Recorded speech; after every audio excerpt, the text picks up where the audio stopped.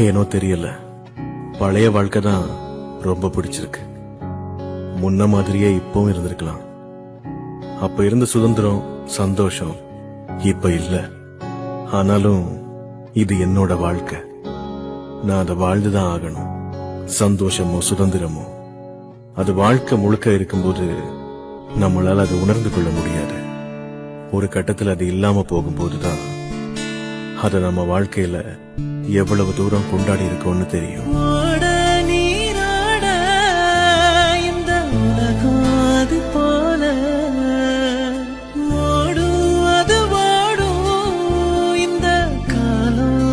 போல நிலையானில்லாது நினைவுகளும் நிறங்களே